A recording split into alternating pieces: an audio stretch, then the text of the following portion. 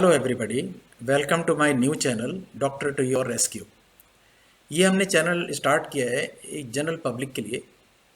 उन प्रॉब्लम्स को हम लेकर आएंगे जो कॉमनली लोग फेस करते हैं और उनका सॉल्यूशन उनके पास नहीं होता क्योंकि नॉलेज नहीं होती इस चीज़ की। तो ये कॉमन मेडिकल प्रॉब्लम में आज सबसे पहले हम लेते हैं वासोवेगल सिंकपी, यानी कि सडनली आपको चक्कर आ जाता है घर में या बाहर कहीं भी और आप गिरने का भी डर होता है। तो ये क्या होता है और इसका हमें क्या सॉल्यूशन करना चाहिए, ये हम इस वीडियो में आज डिस्कस करेंगे। तो जैसा कि मैंने कहा कि वासोवेगल सिंकपी हमारी मेडिकल लैंग्वेज में है, पर जनरली इसको कॉमन लैंग्वेज में कह सकते हैं कि सडन डिजीनेस हो जाती है या थोड़ा बेहोशी का असर आता है और जो विक्टिम है वो गिर सकता है, तो उससे चोट भी लग सकती है। तो वासोवेगल सिंकपी में होता क्या है, व्हाट हैपेंस इन वासोवेगल सिंकपी?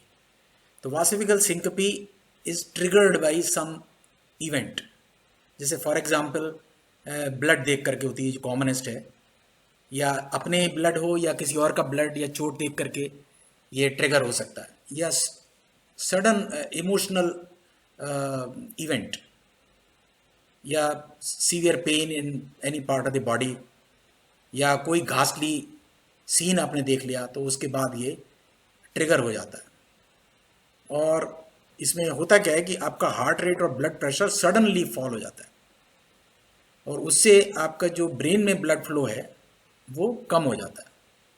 और जब ब्लड फ्लो ब्रेन में कम हो जाएगा तो आपकी कॉन्शियस स्टेट में फ़र्क पड़ेगा, तो धीरे धीरे आप डिजी फील करेंगे, गिडी फील करेंगे, and then it can lead to full unconsciousness. तो अगर आप खड़े हुए हैं या बैठे हैं या चल रहे हैं तो और ऐसा हो जाता है तो आपको गिरने की पॉसिबिलिटी पूरी रहती है। तो कई बार इसका प्रीमॉनिशन हो जाता है, जैसे ऐसा कोई इवेंट हुआ जो मैंने अभी बताया तो इसका प्रीमॉनिशन हो जाता है, जैसे आपकी पूरी बॉडी में ऐसा लगेगा जैसे नमनेस हो रही है या टिंगलिंग नमनेस हो रही है और आपको थोड़ा गिडी फील हो रहा है, आंखों के आगे अंधेरा छा रहा है और आपको फील हो जाएगा कि मैं शायद गिरने वाला हूँ। तो अगर ऐसा लगे तो आपको समझ जाना चाहिए कि ये वासोवेगल सिंकपी होने वाला है और इसका मैं प्रिकॉशनरी कुछ मेजर ले लूँ।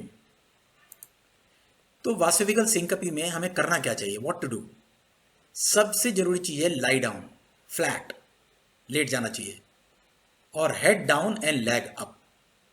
तो उससे क्या होगा कि leg up and head down है तो जितना ब्लड आपका पूलिंग है लेग में और लोअर बॉडी में वो ग्रेविटी से वापस हेड की तरफ यानी ब्रेन की तरफ चला जाता है और ब्रेन में ब्लड सप्लाई नॉर्मलाइज हो जाती है।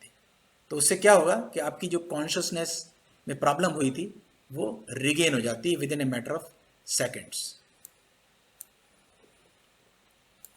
कई बार आपको लगता है कि अपॉर्चुनिटी नहीं है कि आप लेट सकते हैं या जगह नहीं है, तो आप थोड़ा हेसिटेट करते हैं।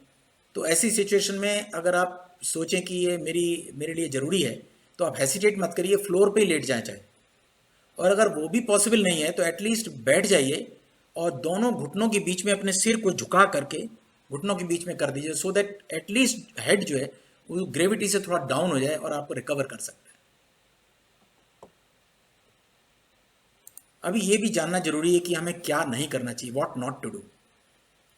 सबसे जरूरी है डू नॉट रिमेन स्टैंडिंग और वॉकिंग, बिकॉज अगर आप चलते रहे या खड़े रहे और डिजीनेस हो रही है you can fall, and standing height से अगर आप गिरते हैं तो काफ़ी चोट लग सकती है, स्पेशली फेस एरिया में, टीथ, नोज, आईज, ये कुछ भी डैमेज हो सकता है विच कैन बी डेंजरस।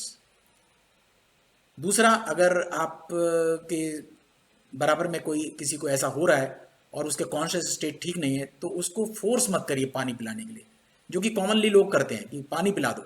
तो ऐसे में चोकिंग हो सकती है, क्योंकि जो कॉन्शियस स्टेट जिसकी ठीक नहीं है उसको चोकिंग होने का चांस है अगर ज़बरदस्ती आप पानी पिलाते हैं। तो ऐसा मत करिए कभी भी, अनलेस वो पानी मांग रहा है तब आप उसको पानी पिलाने के लिए दे सकते हैं। तीसरी बात है कि डू नॉट, एक चीज़ बहुत ज़रूरी है, रात को जैसे आप सो रहे हैं या कभी भी सो रहे हैं और नींद से आप उठते हैं और उठ के एकदम वॉक करने लगते हैं, सपोज टॉयलेट के लिए जाना है, तो ऐसा कभी नहीं करना चाहिए। So do not get up and walk suddenly after getting up from the sleep. तो पहले आप बैठिए, बेड के किनारे पे 10 सेकेंड्स यानी काउंट ऑफ 1 to 10, फिर आप उठ के जाइए तो सेफ है। स्पेशली उन लोगों के लिए जो कि कुछ मेडिकेशन पे हैं, स्पेशली ब्लड प्रेशर मेडिकेशन पे हैं, तो उनको सडन बीपी फॉल हो सकता है। जब आप एकदम से उठते हैं और चलने लगते हैं तो सडन बीपी फॉल से आपको वासोवेगल सिंकपी हो सकता है which is dangerous. So 10 seconds wait करिए बेड के किनारे बैठ करके, और उसके बाद आप चल के जाइए। इसी मैं इवेंट आपको बताता हूँ। एक हमारे जानने वाले थे, ही वॉज 55 एंड 60। उनके साथ ऐसे ही हुआ कि he was travelling by bus somewhere, long distance बस थी। उनको बस कहीं रुकी रास्ते में, तो उनको थोड़ा सा टॉयलेट जाने की ज़रूरत पड़ी। तो वो हिली एरिया था, तो एक हिली एरिया में वो किनारे पे खड़े होकर के he was passing is emptying is bladder. तो उसके बाद वो किनारे पे थे और नीचे पूरा गड्ढा था, खड्ड था, डेप्थ थी बहुत। तो एक बात और भी है, ट्रिगरिंग में आपका जो फुल ब्लैडर है, अगर वो सडनली एम्प्टी होता है, उससे भी आपका वासोवेगल सिंकपी ट्रिगर हो सकता है। तो उनके साथ यही हुआ, वासोवेगल सिंकपी ट्रिगर हुआ, और वो क्योंकि पहाड़ के किनारे पे खड़े थे, वो नीचे 30-40 फुट जा कर के नीचे गिर गए। So you can imagine vasovagal syncope can be dangerous sometimes. So it is better to be safe and preventive. तो आई थिंक ये जितना हमने बताया है उससे आपको बेनिफिट होगा, आपके नियर एंड डियर को बेनिफिट होगा, उनसे सब शेयर करिए, और आगे भी हम ऐसी वीडियो आपके यूज़फुल बनाते रहेंगे। तब तक के लिए थैंक यू।